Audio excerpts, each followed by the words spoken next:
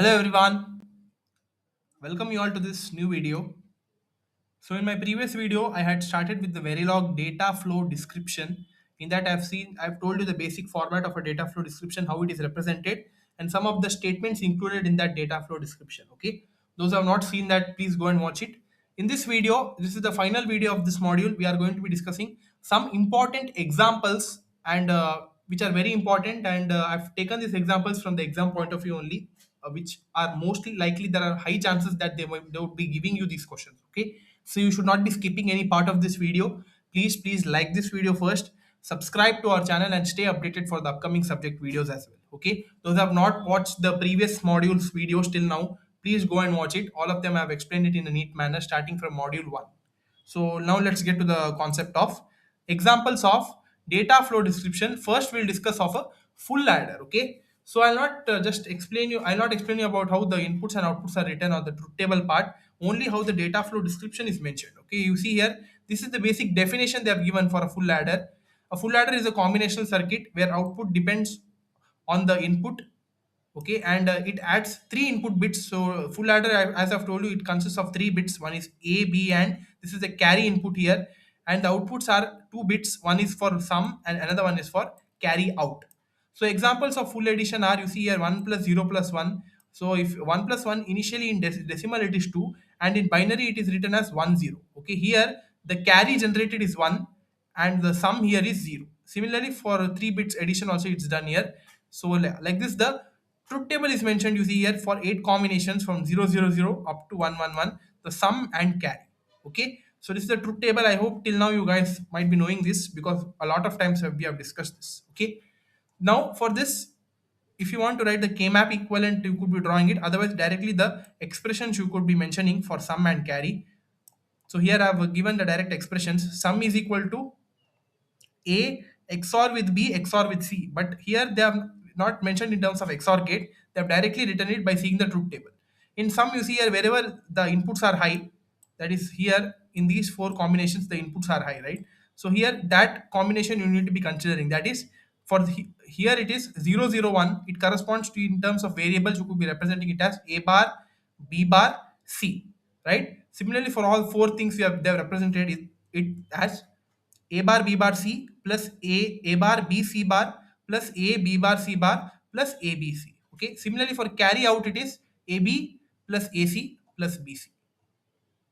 Carry out it is AB plus AC plus BC. Okay, like this the sum and carry expressions are written. Then after that, if you want to, could be drawing the logic symbol separately for sum and carry, so they have written it here. Then the circuit diagram of a full adder which is built from two half adders. Okay, they have used two half adders and built the full adder. So half adder expression, you know, right? Half adder, the sum is A XOR with B and carry is A into B. So here they have used two half adders in order to construct one full adder. So totally they have used three bits here, and the first two bits A and B they have used for the construction of first half adder. You see here A, B are given to direct to XOR gate, and from those inputs they have given it to AND gate. Okay, so that's why you would be getting half adder outputs at the first stage, and for the second stage they have considered B and C as inputs, and these two are given to one XOR gate, and from these two they have given it to AND gate, and this would be the half adder outputs of the second stage. Okay, combined together, you see here the AND gate, whatever the AND gate is there, right?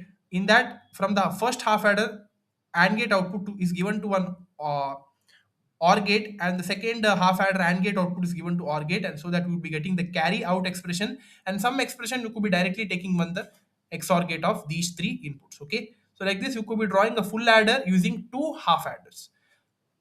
This is done. Now the Verilog description part, how it is written. You see here, one is first is module, then the name of the module. Here they have assigned it as full adder, and the required parameters are port values. That is A, B, C. Okay. Then outputs are sum and carry out. So here the port values they have not mentioned sum and carry. You should be mentioning it. Okay. Here they have not mentioned. They have made a mistake. A, comma B, comma C, comma sum, comma carry. After that, outputs and inputs you assign. Then outputs and inputs you mention, then assign unity by assigning sum and carry based on the expressions here. Assign sum is equal to whatever expressions are given here, that only you write it here. That is, first is A bar B bar C, right? They are getting multiplied, so that's why and symbol you need to be doing and operator with respect to bitwise operator. So negation of A and negation of B and C plus, because it's getting added, right? So that's why you need to be using or symbol. So one bar here, then A bar, B, C bar, then one more bar, A, B bar, C bar, then A, B, C. Like this, sum is assigned. In the same way, carry is also assigned. That is A and B, or A and C, or B and C. Like this, the Verilog description is written. At the end, you need to be writing end module and write the timing diagram if you want. Okay. This is for full adder. Similarly, you could be performing for full subtractor as well.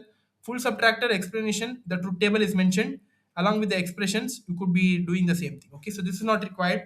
Now let us see with the 2 is to 1 multiplexer. So this is very important, guys. I'll mark it as important here. This is very important. Why? Because in the previous year papers, this question is asked. Okay, so listen to this very carefully.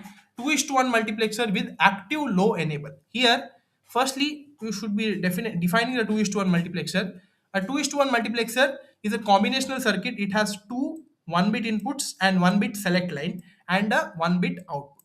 Additional control signals may be added based on the enable value. So the enable is that additional control signal which is used to control the multiplexer. Okay, based on the enable high value or low value, the multiplexer would be working.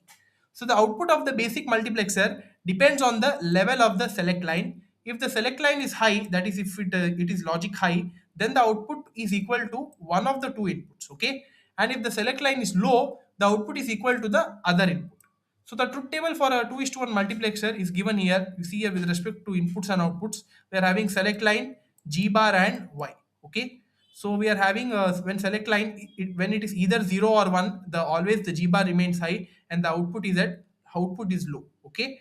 So here when the select line is logic low and logic high, the G bar is low, but the outputs are the inputs, whatever it is assigned to them. Okay, like this, the truth table could be defined, and based on that, the block diagram or the logic symbol and the logic diagram is required based on the working of the 2 is to 1 multiplexer. Okay, so this is the basic logic symbol here. A 2 is to 1 mux, it consists of two inputs, one output, one select line and one G bar, or the enable signal which is used here. Okay, so this is the enable signal used, and with respect to this, the logic diagram is written where we would be getting S1, S2, S3, S4, S5. Okay, so these are the 5 stages through which the select line goes, and for the number of combinations it is obtained. Okay, so first you see here S4 is the combination of A, S2 and S1, right? We would be getting S4. Then S5 is the combination of B,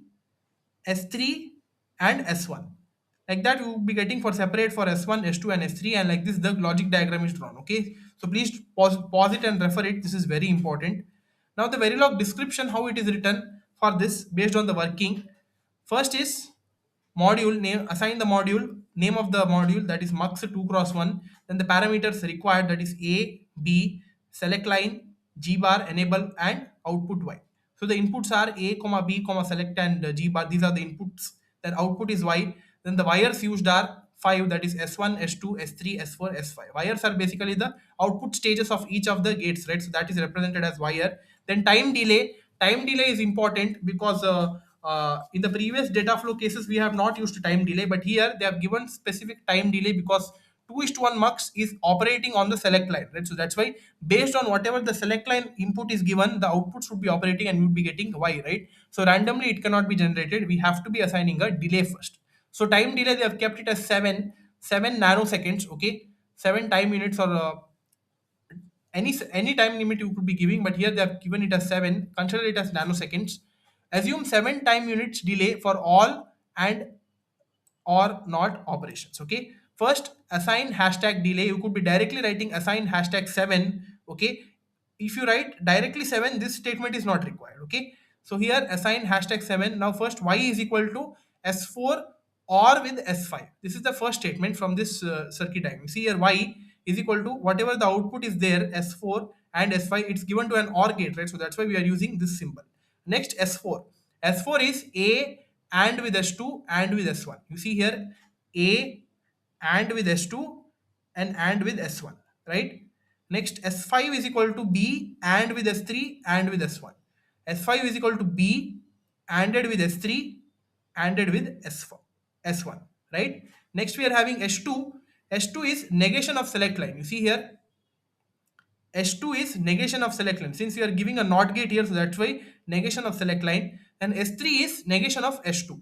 S3 is negation of S2. S3 at this stage S3 output is generated, and S3 is the whatever S2 we get, it's negation because we are using one more NOT gate. Okay, like this, all the assignments are assigned values are given, and based on that, module is ended, and you would be getting the timing diagram based on the 2:1 multiplexer working. Okay, so note this thing, this is very important. There are high chances that they might be asking it. Okay, so there are some more examples using a 2:1 multiplexer using conditional operators. So this is not so important. And one more is 2 into 4 decoder. Okay, for 2 cross 4 decoder, how the circuit is written, you see here, for a 2 cross 4 decoder. Firstly, a decoder is a combinational circuit.